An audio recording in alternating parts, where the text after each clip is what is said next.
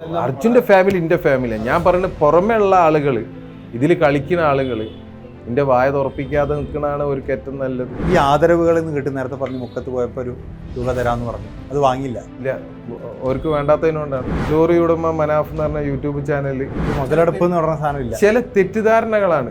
വിഷവിത്തുക്കളുണ്ട്, മനസ്സിൻ്റെ ഉള്ളിൽ വിഷമാണ് ചില ആളുകളത്. ഈ നന്മമരം എന്നുള്ള പ്രയോഗത്തെ ഇഷ്ടപ്പെടുന്നില്ല. ഇല്ല, തീരെ ഇഷ്ടപ്പെടില്ല. അങ്ങനെ ടാഗ് ലൈൻ ആക്കിയിട്ട് ഇത് പോരുത്.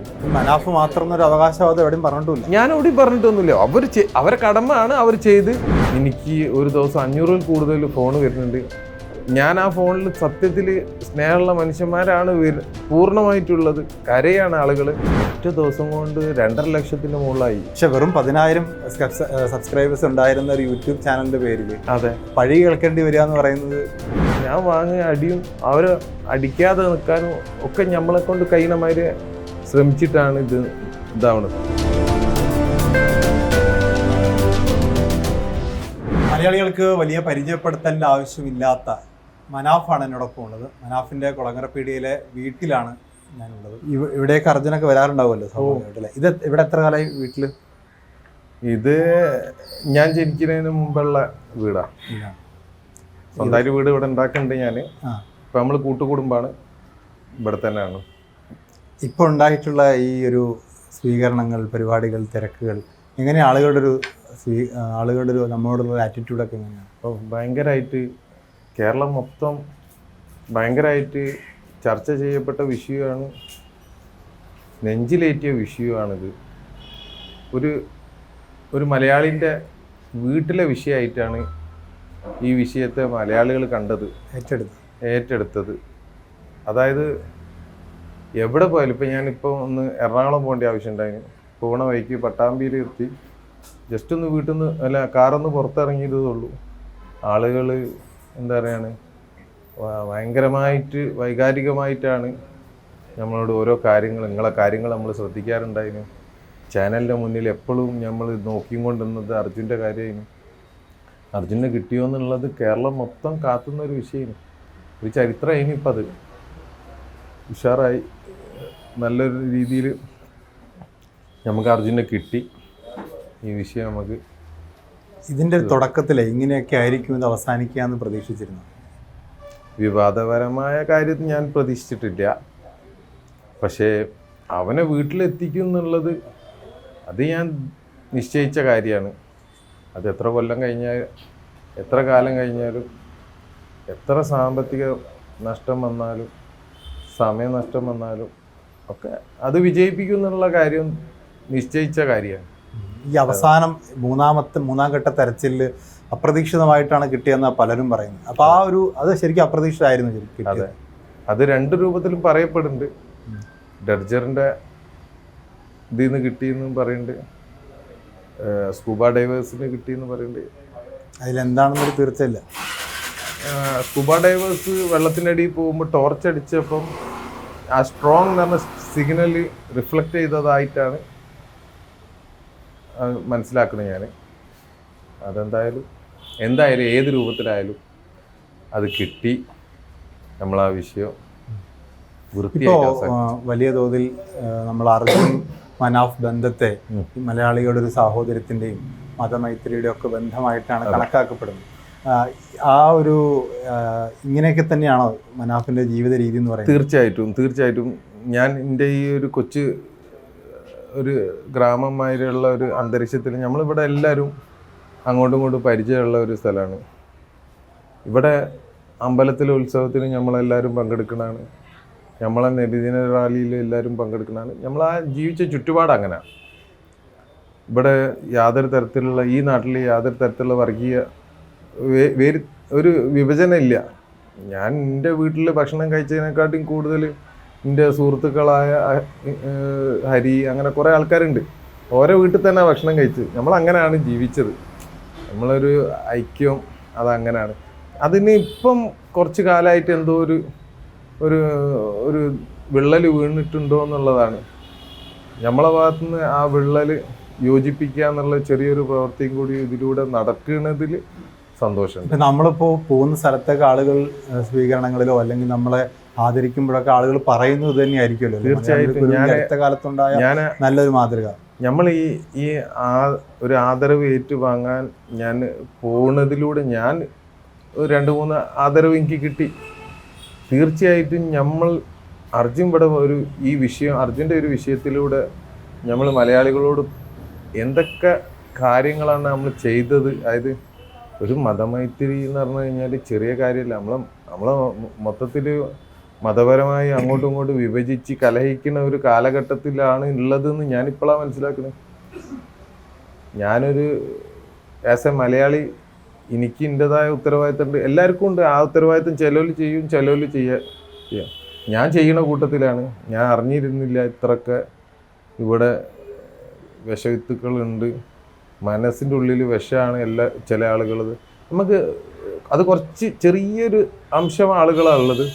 നമുക്കത് സംസാരിച്ച് സ്നേഹത്തിലൂടെ തന്നെ അത് എന്താക്കുക. വരും തലമുറ ഇവിടെ ഇനിയും ജീവിക്കേണ്ട, എനിക്ക് എൻ്റെ മക്കളെ ഇവിടെ തന്നെ ജീവിക്കേണ്ടത്. ഈ ഒരു അന്തരീക്ഷം മാറേണ്ടതുണ്ട്. ഞാൻ വിദേശ രാജ്യങ്ങളിലൊക്കെ പോകണം, അവിടെ ഒന്നും ഇങ്ങനെയുള്ള ഒരു ഇതില്ല. ഒരു പേരിൻ്റെ മുകളിൽ ഇത്രത്തോളം അല്ലെങ്കിൽ ഒരു എന്താണ് മതത്തിൻ്റെ പേരിൽ ആക്രമിക്കപ്പെടുന്ന അങ്ങനത്തെ ചിത്രം പുറം രാജ്യങ്ങളിൽ എന്തായാലും ഇല്ല. പേരിൻ്റെ മുകളിൽ ഒരു പ്രശ്നം ഉണ്ടായിരുന്നു. അതൊക്കെ ഉണ്ടായതൊക്കെ നമുക്ക് എന്താണ് ഇപ്പം പേഴ്സണൽ കാര്യങ്ങളാണ്. അതായത് എൻ്റെ ചന്ദനക്കൊള്ള അങ്ങനത്തെ കാര്യങ്ങൾ അതൊക്കെ വരുന്നത് ഈ രൂപത്തിലായിരുന്നു. അതൊന്ന് ഓരൊക്കെ ആയിട്ട് നിയമ നടപടിയും കാര്യങ്ങളൊക്കെ ആയിട്ട് മുന്നോട്ട് പോകും. അക്രമം ഉണ്ടായിട്ടുണ്ട്. അയ്യോ, അക്രമം എന്ന് പറഞ്ഞു കഴിഞ്ഞാൽ എന്താ പറയുക, പെരുത്ത അക്രമമല്ല ഉണ്ടായത് എനിക്ക്. അതൊന്നും എന്താണെന്ന് കഴിഞ്ഞാൽ അതൊക്കെ എന്തുകൊണ്ടുണ്ടായി എന്ന് ചോദിച്ചു കഴിഞ്ഞാൽ ഈ വർഗീയ വിദ്വേഷമാണ് കാരണം. ഞാൻ തീർച്ചയായിട്ടും ഇനി മുന്നോട്ടേക്ക് ആ ഒരു വർഗീയ വിദ്വേഷം ഈ നാട്ടിൽ നിന്ന് ഉന്മൂലനം. നമ്മളിപ്പോൾ ഈ പോളിയോ ഒക്കെ നിർമ്മാർജ്ജനം ചെയ്യില്ലേ, അതേമാതിരി വർഗീയ വിമുക്ത കേരളാക്കി മാറ്റണം. അത് ഞാൻ ഒരാളല്ല, നമ്മൾ ഈ സമൂഹം മൊത്തം വിചാരിക്കണം ഈ കാര്യങ്ങൾ ചെയ്യാൻ. തീർച്ചയായിട്ടും അതെന്താണ് ഓരോ പൗരൻ്റെയും കടമ. നമുക്ക് ഏറ്റവും വലിയ ആപത്ത് അതാണ്. ഇപ്പം നേരത്തെ വാർത്താ സമ്മേളനത്തിൽ പറയുന്നുണ്ടായിരുന്നു ഒരു സൗജന്യമായിട്ട് ഉച്ചഭക്ഷണം കൊടുക്കുന്ന ഒരു ക്യാൻറ്റീൻ ഉണ്ടാവണം. അപ്പം അങ്ങനെയൊക്കെ നേരത്തെ മനസ്സിൽ അതെ. ഞാൻ യൂട്യൂബ് ചാനൽ, അത് ലോറി ഉടമ മനാഫ് എന്ന് പറഞ്ഞ യൂട്യൂബ് ചാനൽ തുടങ്ങിയ പാടന്നെ എൻ്റെ പഴയ ഒരു ആഗ്രഹമാണ്. കോഴിക്കോട് ഒരുപാട് ആൾ ഭക്ഷണം കിട്ടാത്തത് ഞാൻ കണ്ടിട്ടുണ്ട്. അപ്പം എന്താ പറഞ്ഞാൽ എപ്പോഴും ചില ആളുകൾ ചിലപ്പോൾ എന്താക്കും, ഈ പാളയം ഭാഗത്തൊക്കെ വല്ലപ്പോഴും ഭക്ഷണം കൊണ്ടുപോയി കൊടുക്കും. ആ കിട്ടിയ ആൾ അന്ന് കഴിച്ചിട്ട് പിന്നെ വിചാരിക്കുക പിറ്റേ ദിവസം കിട്ടുമല്ലോ എന്ന് വിചാരിക്കും. അപ്പോൾ ഈ നന്മയുള്ള ആൾ ചിലപ്പം എത്തിയാണ്, ആ ആളെ എത്തിയില്ലെങ്കിലും അവൻ പട്ടിണിയാവും. അപ്പോൾ അതിന് ബദൽ ഒരു പെർമനൻ്റ് ഒരു എവിടുന്നെങ്കിലും ആരെങ്കിലുമൊക്കെ ഒരു കുറച്ച് വാടകയ്ക്കോ അങ്ങനെ എന്തെങ്കിലും ഒരു സ്ഥലമാക്കിയിട്ട് എന്താണ് അവിടെ നിന്ന് ഭക്ഷണം കഴിക്കട്ടെ. വലിയ വിഭവമൊന്നും ഇല്ലെങ്കിലും ഈ ലോറിയിൽ പോകുന്ന ആളുകൾക്കും ഇത്തരത്തിൽ പ്രശ്നങ്ങൾ ഉണ്ടാവുമല്ലോ. പല സ്ഥലത്തും ഭക്ഷണം കിട്ടാതെ അർജുൻ പോലും റോഡ് സൈഡിൽ. ഞാൻ ഒരുപാട് വിശപ്പ് സഹിച്ച ആളാണ്. ഞാൻ പല സ്ഥലത്തും ഇവിടെ തന്നെ ഇല്ലേനു ജീവിച്ചത്. ഫാദർ കർണാടകയിൽ അറിയപ്പെടുന്ന ഒരു രാഷ്ട്രീയ നേതാവാണ്. ചെറുപ്പത്തിലേ ഞാൻ 2ാം ക്ലാസ് മുതൽ അവിടെ പഠിച്ചത്. അപ്പം ഞാൻ അവിടെ ജീവിച്ച കാലഘട്ടം എന്ന് പറയുന്നത് വളരെ കഷ്ടപ്പെട്ടിട്ടാണ്. കാരണം എന്ന് പറഞ്ഞാൽ എൻ്റെ ഫാദറിന് എന്നെ നോക്കാൻ സമയം കിട്ടാറില്ല. അപ്പം ഞാൻ കൊല്ലങ്ങളോളം ജീവിച്ചത് എൻ്റെ ഫാദറിൻ്റെ ജോലിക്കാരെ കൂടാണ്, ഓരോ വീട്ടിലാണ്. ഓരൊക്കെ പാവപ്പെട്ട ആളുകളാണ്, കുടിലാണ് ജീവിച്ചിരിക്കണത്. ഞാൻ കൊല്ലൻ്റെ വീട്ടിലൊക്കെ ഒരുപാട് കാലം ജീവിക്കും, കൊല്ലപ്പണി അങ്ങനെയൊക്കെയുള്ള. പക്ഷെ ചുറ്റുപാട് അങ്ങനെയാണ്. അവർക്ക് മുതലാളിൻ്റെ മോൻക്കായിട്ട് പ്രത്യേക ഭക്ഷണമൊന്നും കൊടുക്കാനില്ല. അപ്പം ഞാൻ കഷ്ടപ്പാട് വിശപ്പും അറിഞ്ഞ് ജീവിച്ചതാണ്. അപ്പം അതുകൊണ്ട് വിശപ്പിൻ്റെ വില നമുക്ക് എന്താക്കണം അറിയണതിനുണ്ട്. അത് ആർക്കുണ്ടെങ്കിലും അത് തീർത്തു കൊടുക്കണം. ഇനി ആ രീതിയിലുള്ള പ്രവർത്തനങ്ങളൊക്കെ അല്ല, അതൊക്കെ ഞാൻ ഓൾറെഡി ചെയ്തുകൊണ്ടിരിക്കണം. ഇവിടെ എനിക്കതൊരു പുതുമ, അല്ലെങ്കിൽ ഞാൻ ചെയ്ത കാര്യം, ഞാൻ ഒരു നന്മമരാവാൻ ആഗ്രഹിക്കില്ല. തുടർച്ച ഉണ്ടാവുമല്ലോ. അതെ, എന്നെ സംബന്ധിച്ചിടത്തോളം ഞാൻ അങ്ങനെ ആരും തെറ്റിദ്ധരിക്കണ്ട. എന്നെപ്പോലെ എന്താണെന്ന് കഴിഞ്ഞാൽ ഞാനൊരു നന്മപരാണെന്ന് നിങ്ങൾ തെറ്റിദ്ധരിക്കണ്ട. ഞാൻ ദേഷ്യം വരുമ്പോൾ ദേഷ്യം പ്രകടിപ്പിക്കുന്ന ആളാണ്, സ്നേഹം വരുമ്പോൾ സ്നേഹം. ഞാൻ പറയുന്നത് ഓരോ ഈ സമൂഹത്തിൽ കുറേ ആളുകൾക്ക് കുറേ കടമകൾ ചെയ്തു തീർക്കാണ്ട്. ആ കടമകൾ നമ്മൾ ചെയ്യാത്തത് കൊണ്ടാണ് ഇങ്ങനെ എന്താ പറഞ്ഞാൽ ചേരിത്തിരിവ് എന്നാണ് ഞാൻ മനസ്സിലാക്കുന്നത്. എല്ലാ വിഷയത്തിലും ഒരു ചേരിത്തിരിവ് ഇവിടെ കാണുന്നുണ്ട്. അപ്പം എന്താ പറഞ്ഞാൽ ആരും അത് അഡ്രസ്സ് ചെയ്യില്ല. പക്ഷെ അത് പോകെ വലിയൊരു ദുരന്തത്തിലേക്ക് വന്ന് ഇതാവും. ആരും മോശക്കാരല്ല. അപ്പം എന്താ പറഞ്ഞു കഴിഞ്ഞാൽ ഇവിടെ അതിനും വേണ്ടി എന്താ കോപ്പ് കൂട്ടുകയാണ്. അപ്പം നമ്മളെന്താക്കണോ അതിന് ഒറ്റ മാർഗമുള്ളൂ, നിങ്ങൾ സ്നേഹത്തോട് കൂടിയിട്ട് എന്താക്കുക അങ്ങോട്ട്. നമുക്കിപ്പോൾ ഒരു വിദ്വേഷം ഉണ്ടെങ്കിൽ നമ്മൾ സ്നേഹം പ്രകടിപ്പിച്ച് നോക്കി, അത് അലിഞ്ഞു പോകും. ഞാൻ ആ ഇതാണ്, നമ്മളിപ്പോൾ ഒരാൾ ആക്രമിക്കുകയാണെങ്കിൽ ഞാൻ കെട്ടിപ്പിടിക്കണം എന്നുള്ള അഭിപ്രായക്കാരനാണ്. ഈ നന്മമരം എന്നുള്ള പ്രയോഗത്തെ ഇഷ്ടപ്പെടുന്നില്ല? ഇല്ല, തീരെ ഇഷ്ടപ്പെടില്ല. അങ്ങനെ ടാഗ് ലൈൻ ആക്കിയിട്ട് ഇത് പോരുത്. നമ്മൾ എന്താണ്, ആരാണ് അങ്ങനെ ഒരു ടാഗ് ലൈൻ? ഒരു ടാഗ് ലൈനും പറ്റില്ല. ഒരു ടാഗ് ലൈൻ മനാഫ് തന്നെ, അതേമാതിരി തന്നെ സാറ് തന്നെ. സാറും ഇതേമാതിരി എന്താണ്, നമുക്ക് രംഗത്തേക്ക് ഇറങ്ങി നോക്കാന്നേ. നമുക്ക് അതിനുള്ള നമ്മളെ വീട് എന്തായാലും പട്ടിണിയല്ല. നമുക്ക് കുറച്ച് നേരം സമൂഹത്തിനും വേണ്ടി കൊടുത്ത് വിചാരിച്ചിട്ട് നമുക്കൊന്നും നഷ്ടപ്പെടാനില്ല. ഞാൻ പറയുന്നത് ഓരോരുത്തരും 30 ദിവസം മാസത്തിലുണ്ടെങ്കിൽ ഒരു 2 ദിവസം സമൂഹത്തിന് കൊടുക്കി, ഒരു വളണ്ടറി വർക്ക് ചെയ്ത് നോക്കി. ഇപ്പം ആ ഒരു രക്ഷാദൗത്യത്തിൻ്റെ 72 ദിവസം പൂർണ്ണമായും ശിരൂരിലായിരുന്നു. അപ്പോൾ അവിടെ നിൽക്കുമ്പോൾ സ്വാഭാവികമായിട്ടും സ്വന്തം ലാഭമല്ലല്ലോ. അതുപോലെ അങ്ങനെ ഒരു തുടർ പ്രവർത്തനത്തിലേക്ക് പൂർണ്ണമായിട്ടും ഞാൻ ശിരൂരിലാണെന്ന് ഇല്ല, ഞാൻ പല സ്ഥലത്തും ഇതായി. പക്ഷേ പൂർണ്ണമായിട്ടും ഞാൻ ശിരൂരിൻ്റെ കാര്യത്തിലായിരുന്നു. ഞാൻ എൻ്റെ വീടോ എൻ്റെ കുടുംബമോ എൻ്റെ മക്കളോ ഒന്നും ഞാൻ നോക്കിയിട്ടില്ല. ഞാൻ ഇപ്പോഴും എൻ്റെ കച്ചവടത്തിന് പോയിട്ടില്ല. ഇപ്പം ഞാൻ ഓരോ പ്രശ്നങ്ങളിലും ഇതിലുമൊക്കെ അനാവശ്യമായ ഓരോ ഇതിലായിട്ട് വറീഡാണ്. ഈ കച്ചവട മനാഫിന് സ്വന്തമായ ലാഭം. അതെ, എനിക്ക് ഇനി തിരിച്ച് നോർമൽ ലൈഫിലേക്ക് പോകേണ്ടതുണ്ട്. എനിക്ക് ഫാമിലി ഉണ്ട്. ഞാനൊരു ഈ ഒരു ഇതുമായിട്ട് പൊരുത്തപ്പെടുന്നില്ല സത്യത്തിൽ. ഇന്നെ ഇഷ്ടപ്പെടുന്ന ആളുകൾ ഒരുപാടുണ്ട്, ഓരോടൊക്കെ താങ്ക് യു. പക്ഷേ എനിക്ക് ആകെ ഒരു ഫോൺ നമ്പറേ ഉള്ളൂ. ആ ഫോൺ നമ്പറിൽ എനിക്ക് ഒരു ദിവസം 500-ൽ കൂടുതൽ ഫോൺ വരുന്നുണ്ട്. ഞാൻ ആ ഫോണിൽ സത്യത്തിൽ സ്നേഹമുള്ള മനുഷ്യന്മാരാണ് പൂർണ്ണമായിട്ടുള്ളത്. കരയാണ് ആളുകൾ. പക്ഷേ അത് എനിക്ക് പല പ്രയാസങ്ങളും ഉണ്ടാക്കുന്നുണ്ട്. ഞാനതിൽ തിരയുന്നത് എൻ്റെ അന്നാണ്. എനിക്ക് ഏതെങ്കിലും പണിത്തരത്തിൻ്റെ മരത്തിൻ്റെ ഓർഡർ വരുന്നുണ്ടോ എന്നാണ് ഞാൻ നോക്കുന്നത്. പക്ഷേ ഇത് രണ്ടും കൂടി മിക്സ് ആയിപ്പോയി. അപ്പോൾ എനിക്ക് ഫോണ് എടുക്കേണ്ടതുകൊണ്ട് എടുക്കാൻ കഴിയണമില്ല. അങ്ങനെ ഉള്ള ഈ കോളുകളും എങ്ങനെയാണ് കാണുന്നതിന് ഒരു അതൊക്കെ ഞാൻ ഓരോക്കെ ബഹുമാനിക്കണ്ടേ. ഓരോ നാട്ടിൽ നിന്ന് എവിടെ നിന്ന് ലോകത്തിൻ്റെ പല ഭാഗത്തു നിന്ന് ഈ നമ്പർ കണ്ടുപിടിക്കുന്നത് ആളുകളെ ബുദ്ധി. മലയാളികളായതുകൊണ്ട് അതിന് പറയണ്ടല്ലോ, പല രൂപത്തിലാണ് കണ്ടുപിടിക്കുന്നത്. നമ്പർ ചോദിക്കുന്നത് അത് ഏത് രൂപത്തിലെന്ന് ഇനി പറയാൻ എനിക്ക് പേടിയാണ്. അതുകൊണ്ട് പക്ഷെ എന്താണ്, ഞാനിങ്ങനെ ഓരോ സ്നേഹമാണ് അവർ നമ്മൾ അങ്ങനെ കാണുന്നുണ്ട്. ഞാൻ തിരിച്ച് ഓരോ അങ്ങനെ തന്നെ കാണുന്നുണ്ട്. എനിക്ക് അമ്മമാരെ ഭയങ്കര ഇഷ്ടമാണ്, കുട്ടികളെ ഭയങ്കര ഇഷ്ടമാണ്. അപ്പം നമ്മൾ ഓരോ സംസാരവും ചിലർ കരയുമ്പോൾ എന്താണ് ഫോൺ വെക്കാൻ തോന്നൂല, കുറച്ച് നേരം സംസാരിക്കുന്നത്. പക്ഷെ ചില ആളുകൾക്ക് ഞാൻ പല പ്രയാസത്തിൽ നിൽക്കുമ്പോൾ ഓരോട് സംസാരിക്കണം നിർബന്ധമുണ്ട്. അപ്പം പല ആളുകൾ ഈ ആദരവുകൾ തരാൻ വേണ്ടിയുള്ള കോളുകൾ ഇപ്പോഴും വരുന്നു. ആദരവുകൾ ഞാൻ കുറേ എടുക്കില്ല. ആദരവുകളല്ല, ഇന്നെപ്പോലത്തെ ഒരു സാധാരണക്കാരന് പറയാനൊരു വേദി കിട്ടുകയാണ്. ഇന്നെപ്പോലെ ആയിരക്കണക്കിന് ആൾക്കാരുണ്ടാവും. എൻ്റെ സുഹൃത്തുക്കൾ തന്നെ എനിക്ക് പരിചയമുള്ളവരുണ്ട്. ഒരു വേദി കിട്ടാത്തതിനോണ്ടാണ്. അല്ലെങ്കിൽ ഒരുപാട് കാര്യം ഓരോ മനസ്സിലുണ്ട്. എൻ്റെ മനസ്സിലും അങ്ങനെയുള്ള ഒരുപാട് കാര്യങ്ങളുണ്ട്. തൽക്കാലം ഇപ്പം എനിക്കൊരു വേദി കിട്ടി, ദയവായിട്ട് കൊണ്ടുപോയി തന്ന ഒരിതാണ്. ഞാൻ അർജുനെ ഉയർത്തിയെന്നോ ഒരിക്കലും ഇല്ല കേട്ടോ. ഇത് ഏതെന്ന് ജനങ്ങൾക്ക് തീരുമാനിക്കാം. പക്ഷെ ചില തെറ്റിദ്ധാരണകളാണ്. ഇതിപ്പോൾ അർജുൻ ഇവിടുത്തെ ഏതോ അറിയപ്പെടുന്ന ആളുമല്ല, മനാഫ് എന്ന് പറഞ്ഞ വ്യക്തി ഏതോ അറിയപ്പെടുന്ന ആളല്ല. ഇതെന്തൊക്കെയോ സംഭവിച്ചായി. ഇതിന് നിങ്ങളൊരു സൗഹൃദമായിട്ട് കാണണം, ഒരു സഹോദരിയായിട്ട് കാണണം. പകരം ഒരു സംഭവം ഉണ്ടായി, അർജുൻ എന്ന് പറഞ്ഞ ഒരാളെ കാണാതായി. അതിന് മുന്നിട്ട് ഇറങ്ങാൻ അവൻ്റെ ഫാമിലി ഉണ്ടായിന്, നമ്മളും ഉണ്ടായിന്, എല്ലാവരും ഉണ്ടായിന്. ഫാമിലിയുടെ കർത്തവ്യമാണ് അത് ആ ഒരു ഫാമിലി ചെയ്യണം. അത് വൃത്തിയായിട്ട് ചെയ്തിക്കണം കേട്ടോ. അതിലെല്ലാവരും ജിതിൻ ഞാൻ എവിടെയും പറഞ്ഞിട്ടൊന്നുമില്ല. അവരെ കടമയാണ് അവർ ചെയ്ത്. എൻ്റെ കടമ എന്നല്ലെങ്കിലും ഞാൻ ആ കടമ ആണെന്ന് ഞാൻ വിശ്വസിക്കുന്നതിനോട് ഞാൻ അത് എന്താണ് അതെ ഞാൻ ആ കടമക്കും വേണ്ടിയിട്ട് ഒരു പ്രാന്തനെ പോലെ ആയിപ്പോയി എന്നുള്ളതാണ്. എൻ്റെ സുഹൃത്തുക്കൾ വരെ ചോദിച്ചിരിക്കണ് ഇനി മറ്റേ നികുതി അടച്ച റെസീറ്റൊക്കെ എത്രണ്ണം കരുതണമെന്ന്. ഇപ്പൊ ഒരു കേസ് ഉണ്ടെന്ന് പറയുന്നില്ലേ? ഒരിടത്ത് വെച്ചിട്ടുണ്ടാവും നികുതി അടച്ച കടലാസ്. കേസ് അങ്ങനത്തെ ഒന്നും പ്രശ്നമില്ല. കേസിനെ കുറിച്ച് അറിഞ്ഞില്ല. ഞാൻ ഈ പ്രശ്നങ്ങളെ പ്രശ്നങ്ങൾ ഇല്ലെങ്കിൽ വേറെ ആരില്ല എന്നുള്ള അവസ്ഥയിൽ എത്തിക്കുന്നു ഞാൻ. ഈ സൈബർ ഇടങ്ങളിലുള്ള ഒരു ഭാഗത്ത് ആക്രമണമാകുമ്പോൾ ഒരു ഭാഗത്ത് പ്രശംസയാണ്. ഈ ആക്രമണങ്ങൾ ഞാൻ രണ്ടിനെയും ഒരേ മാതിരിയാണ് കാണുന്നത്. ഇന്ന് പ്രശംസിച്ചോളി നാളെ ചിലപ്പോൾ തള്ളി പറഞ്ഞോ പറയാൻ പറ്റില്ല. പക്ഷേ നമ്മളെ തള്ളി പറഞ്ഞ പോലെ നമ്മൾ ഒരു ദിവസം പ്രശംസിക്കാനുള്ള ഒരു വകുപ്പിൽ എത്തിച്ചു കഴിഞ്ഞാൽ അതാ ഹീറോയിസം. ഇപ്പോൾ ഒരു ഭാഗത്ത് നന്മമരം എന്ന് പറയുന്നു, നമ്മളെ മലയാളത്തിൻ്റെ മതമൈത്രിയുടെ പ്രതീകം എന്ന് പറയുന്നു. വേറൊരു ഭാഗത്ത് ഷോ ഓഫാണ്, ഇങ്ങനെ ഒരു മുതലെടുപ്പാണ് എന്ന് പറയുന്നത്. ഈ ആരോപണം ഞാൻ അതിലെന്താണ് നേടുന്നത് എന്ന് പറഞ്ഞിടണം. ഞാൻ അതിലെന്താ നേടാൻ പോകുന്നത്? എനിക്ക് അതിലെന്താ കാര്യം? ഞാൻ അതിലൂടെ നേടുന്നത് എന്താ അറിയാം?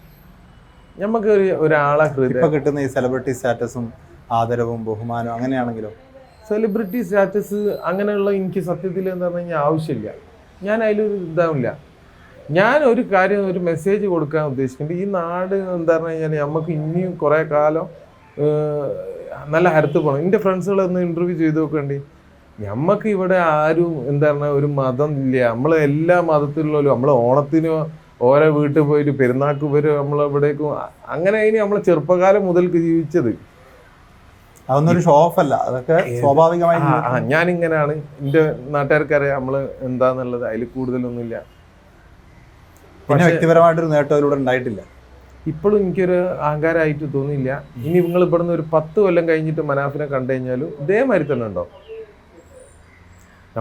ഞാൻ എല്ലാവരോടും പറയുന്ന കാര്യം, നമ്മൾ ആകാശം മുട്ട വളർന്നോളി, കുഴപ്പമൊന്നുമില്ല. കാല് ഭൂമിയിൽ ഉറക്കിണ്ടോ എന്ന് ഇടക്ക് നോക്കണം. ഈ ആദരവുകളിൽ നിന്ന് കിട്ടും. നേരത്തെ പറഞ്ഞു മുക്കത്ത് പോയപ്പോൾ ഒരു തുക തരാമെന്ന് പറഞ്ഞു, അത് വാങ്ങിയില്ല. ഇല്ല, അവർക്ക് വേണ്ടാത്തതിനോണ്ടാണ്. കുടുംബത്തിന് കൊടുക്കാനാണ് ഞാൻ പറഞ്ഞത്. അവർക്ക് വേണ്ടാന്ന് ഒരു ഇന്നലെ തന്നെ പറഞ്ഞോട് കൂടിയിട്ട് പിന്നെ ആ തുക എനിക്ക് വേണ്ട. ഞാൻ അവരോട് പറഞ്ഞു, നിങ്ങൾ ആ നാട്ടിൽ എത്രേ പാവപ്പെട്ടവരും ഇതുണ്ട്. ആവശ്യമില്ലാത്തവന് ഞാൻ ഇതിലൊരു പാഠം പഠിച്ചത്, ആവശ്യമില്ലാത്ത ആൾക്ക് ഉപകാരം ചെയ്യാൻ പോരുത്.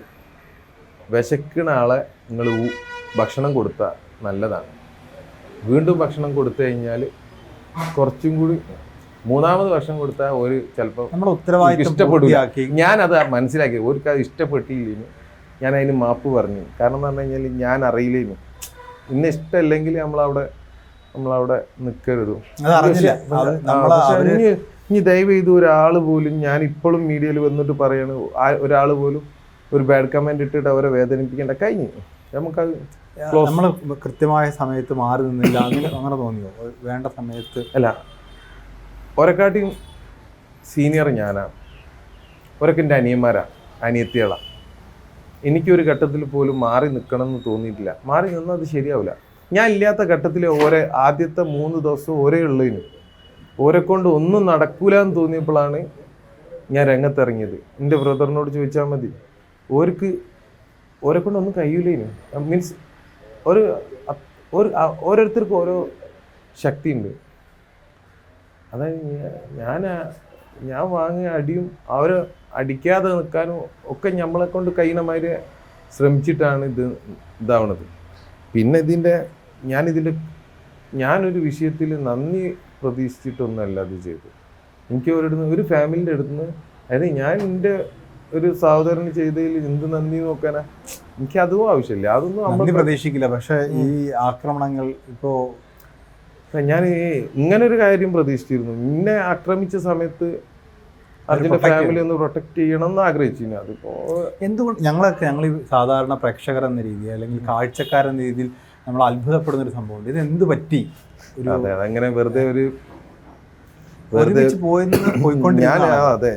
ഞാൻ അങ്ങനെ തന്നെ ആഗ്രഹിക്കുന്നത്. ഇപ്പോഴും അതന്നെ ആഗ്രഹിക്കുന്നത്.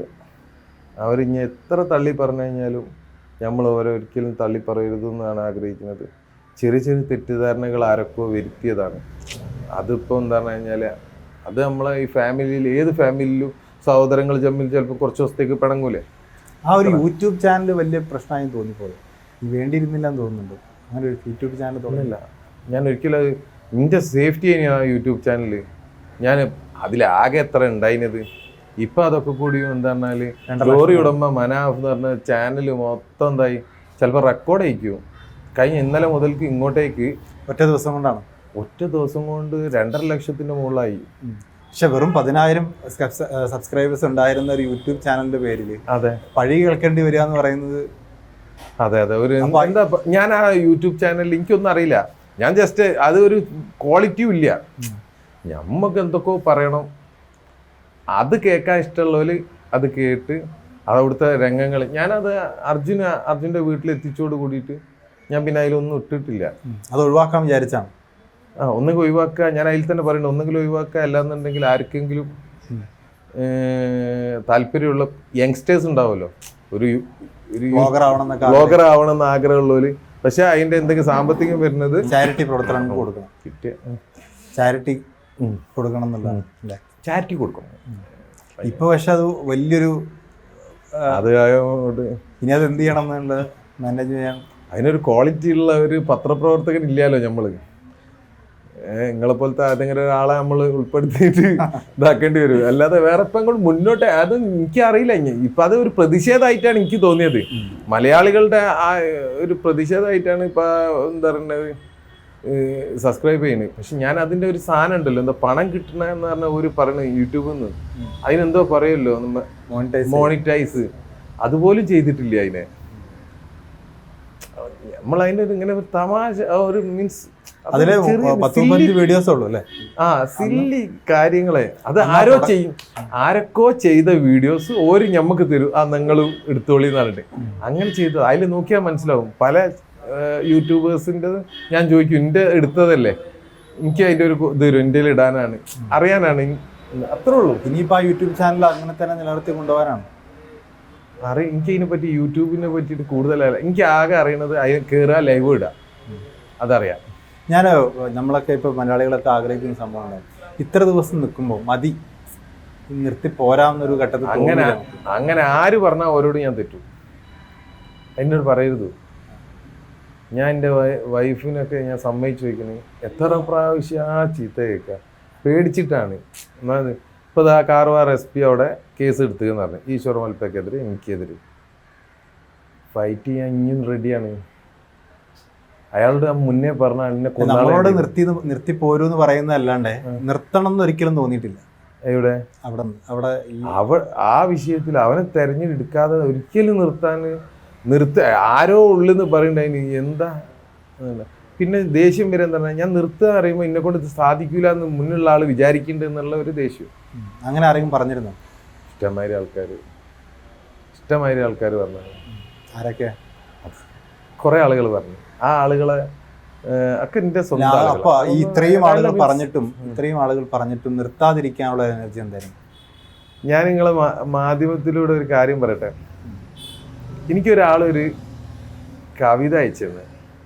ആ കവിത ഞാൻ കേട്ടിട്ടില്ല, പക്ഷെ ഞാൻ അയച്ചു തരുന്നതിന് മുമ്പ് എനിക്ക് തോന്നുന്നു US തോന്നുന്നു, ലക്ഷ്മി അങ്ങനെ എന്തോ ആണ് പേര് ഒരെന്നോട് സംസാരിക്കുമ്പോൾ ഞാനൊരു കാര്യം പറഞ്ഞിരുന്നു. ഞാൻ ഈ ദിവസങ്ങളിൽ അവിടെ ഉള്ള സമയത്ത് ഗംഗാവലിപ്പുഴയോടായി ഞാൻ ശത്രുത വെച്ചിരുന്നത്. കുറച്ച് സമയം കഴിഞ്ഞതിന് മുന്നൊരു ശത്രു എപ്പോഴും വേണം. അത് തൊട്ടടുത്തുള്ള അയൽവാസിയോ അല്ലെങ്കിൽ കടക്കാരനോ ആവരുത്. നമ്മളൊരു ലക്ഷ്യത്തിന് നമ്മൾ ശത്രുവായിട്ട് കാണണം. എനിക്കൊരു ശത്രുവിനെ അവിടെ കിട്ടാത്തതിനുകൊണ്ട് എന്നെ സംബന്ധിച്ചിടത്തോളം അവിടുത്തെ SP-യും അവിടുത്തെ വേറെയുള്ള സംവിധാനമൊന്നും എനിക്കൊരു ശത്രുവായിട്ട് അത്ര തോന്നിയിട്ടില്ല. അത് നമുക്ക് ഞാൻ SP ഒരു കാർവാർ എന്ന് പറഞ്ഞാൽ ചെറിയൊരു ജില്ലേൻ്റെ SP-യാണ്. ഞാൻ 2 സ്റ്റേറ്റിൻ്റെ SP-യാണ്. ഞാനായിക്കോട്ടെ, ഈശ്വർ മൽപ്പ ആയിക്കോട്ടെ. നമ്മളെ സംബന്ധിച്ചിടത്തോളം മൂപ്പരൊക്കെ നമുക്ക് വലിയ കൊണ്ടുപോകും, അടിക്കും, കൊല്ലും, എന്ത് വേണം ചെയ്യാം. പക്ഷെ നമ്മൾ വിശ്വാസമുണ്ട്, ദൃഢനിശ്ചയം, അതാർക്കും എന്തായാലും തകർക്കാനില്ല. അപ്പം ഞാൻ പറഞ്ഞു വരുന്നത്, ഞാൻ ആരോട് ഒരു ശത്രുത കാണിക്കും, എനിക്ക് ഫൈറ്റ് ചെയ്യണമല്ലോ. അപ്പം ഞാൻ ശത്രുത കാണിച്ചത് ഗംഗാവലിപ്പുഴയോടെ. ഞാൻ വൈകുന്നേരം ആകുമ്പോൾ ഗംഗാവലിപ്പുഴേൻ്റെ സൈഡിൽ പോയിട്ട് നിന്നിട്ട് പറയും, ഗംഗാവലിപ്പുഴയെ ഇന്ന് ജയിച്ച് ഞാൻ വീണ്ടും നാളെ എന്നോട് മത്സരിക്കും, ഉള്ള സംവിധാനങ്ങൾ കൊണ്ടുവന്നിട്ട് ഞാൻ എന്നോട് മത്സരിക്കും, വീണ്ടും പിറ്റേ ദിവസം ഞാൻ തോൽക്കും. അപ്പോൾ പറയും ഇന്ന് വീണ്ടും ജയിച്ചു, പക്ഷെ ഞാൻ തോറ്റില്ല. അങ്ങനെ ഞാൻ 72ാമത്തെ ദിവസം ഗംഗാവലിപ്പുഴയോട് പറഞ്ഞു, ഇനി പെർമനൻ്റ് ആയിട്ട് ഈ തോറ്റ്. ഞാനും ഗംഗാവലിപ്പയും തമ്മിലൊരു ഫൈറ്റ് ചെയ്യുന്നു. എൻ്റെ വാശി ഞാൻ അവസാനം വിജയിച്ചു. ഈ ഫൈറ്റിനിടയിൽ ആരൊക്കെയാണ് സഹായിച്ചത്? ഒരുപാട് ആൾക്കാർ, ഒരിക്കലും ഓരോന്നും ഞാൻ മറക്കൂല. ആ ഗംഗാവലിപ്പുഴൻ്റെ അടിയിൽ എനിക്ക് വെല്ലുവിളിക്കാനേ കഴിയുള്ളൂ. ആ വെല്ലുവിളിൻ്റെ പിന്നിലുള്ള എൻ്റെ ധൈര്യം എന്ന് പറയുന്നത് ഈശ്വരൻ മലിപ്പ പോലത്തെ രഞ്ജിത്ത് ഇസ്രായേൽ ആയിക്കോട്ടെ, പിന്നെ കുറേ റെസ്ക്യൂ പ്രവർത്തകർ, പിന്നെ ഒരു ഫൈൻഡ് അർജുൻ ആക്ഷൻ കമ്മിറ്റി, അങ്ങനെ തുടങ്ങിയിട്ട് ഒരു പറ്റാൻ സംവിധാനം നമ്മളെ കൂടെ ഉണ്ടായിരുന്നു. അതിൽ ഞാൻ ആ രേവന്ത് ബാബുവിനെ വരെ നമ്മൾ ഉൾപ്പെടുത്തും. ആരെങ്കിലും സാമ്പത്തിക സഹായം ഓഫർ ചെയ്തു? ഈ സഹായം അവിടെ നിൽക്കാൻ മൊത്തം കേരളം പറഞ്ഞതാ. മനാഫ്ക എനിക്ക് ഇപ്പോൾ വിവാദത്തിൽ പോകില്ല, എന്നാലും ഇതിൻ്റെ കാര്യത്തിലേക്ക് വരാം. മനാഫ്ക മൊത്തം കർണാടകയ്ക്ക് എത്ര ചിലവായത് ഞാൻ ഒരു കമൻറ്റ് കണ്ടിരുന്നു, കേരള അയച്ചു തരുമെന്ന്.